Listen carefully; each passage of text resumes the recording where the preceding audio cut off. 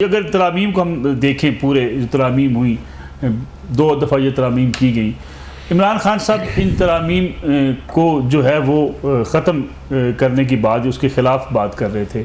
आज इमरान खान साहब खुशी का इज़हार कर रहे हैं जी कि मुझे तो फ़ायदा हुआ, मेरे ख़िलाफ़ जो तोशाखाना केस 2 है वो ख़त्म हो गया।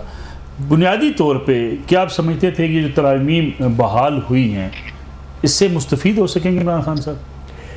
शुक्रिया नसरुल्लाह मलिक साहब। पहली बात तो ये है कि अभी तक जो खबरें आई हैं अडयाला जेल के ट्रायल से, वहाँ पे जो सहाफ़ियों ने भी रिपोर्ट किया है उसमें उन्होंने खुशी का इजहार तो नहीं किया। उन्होंने ये ज़रूर कहा है कि ये NRO 2 है जो हुक्मरान इत्तेहाद को मिल गया है, क्योंकि बहुत सारी ये जो तरामीम थी इनका सबसे पहले तो फ़ायदा हुक्मरान इत्तेहाद को ही हुआ। दूसरा, उन्होंने ये ज़रूर तस्लीम किया है और उनके वकला ने ख़ास तौर पे ये कहा है कि ये जो नैब तरामीम बहाल हुई हैं इनकी वजह से जो वफाकी काबीना और काबीना की जो ज़ेली कमेटियाँ हैं या इकनॉमिक कोऑर्डिनेशन काउंसिल है, नेशनल इकनॉमिक काउंसिल है, इन तमाम जो आइनी फोरम्स हैं इनको एक तहफ़्फ़ुज़ मिल गया है कि नैब के दायराकार से इनको बाहर निकाल दिया गया है। तो इसका फ़ायदा ये होगा कि अलकादर ट्रस्ट केस में भी इमरान खान पे ये इल्ज़ाम था कि काबीना के फ़ैसले की वजह से और उन्होंने ज़ाती मफाद हासिल किया और अलकादर ट्रस्ट की ज़मीन हासिल की, पैसे हासिल किए ट्रस्ट के नाम पे।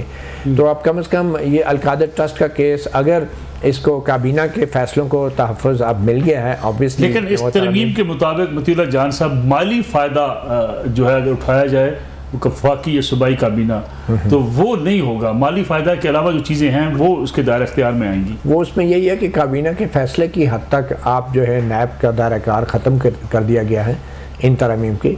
उसके अलावा अगर कोई माली लेन देन होता है तो उसकी कंसिडरेशन क्या है, उनको उसके बदले में क्या मिला है, क्या वो काबीना के फ़ैसले की वजह से मिला है या कोई ज़ाती मुफाद लिया गया है और ज़ाती तौर पे कोई लेन देन हुई है, वो तो एक अलग केस है। इमरान खान साहब ने जो 1 मिलियन पाउंड का जो मसला था उसको काबीना में डिस्कस किया, उसकी अगर मंजूरी दी सही तो उसको तो माली मुफाद से जोड़ा जाता है कि अलकादर ट्रस्ट जो है। बिल्कुल। और वैसे भी प्रोसिक्यूशन का केस ही यही है कि वफाकी काबीना में बैठ के इमरान खान ने बतौर वज़ीर आज़म और उनके वुज़रा ने बतौर अरकान काबीना उन्होंने ये ऐसा फ़ैसला किया है कि जो कि बदअनवानी पर मबनी था और करप्ट प्रैक्टिसेस में आता है। तो अब जबकि तरमीम बहाल हो गई हैं तो मेरे ख्याल में प्रोसिक्यूशन के लिए भी अलकादर ट्रस्ट केस को आगे लेके चलना मुश्किल हो जाएगा। अब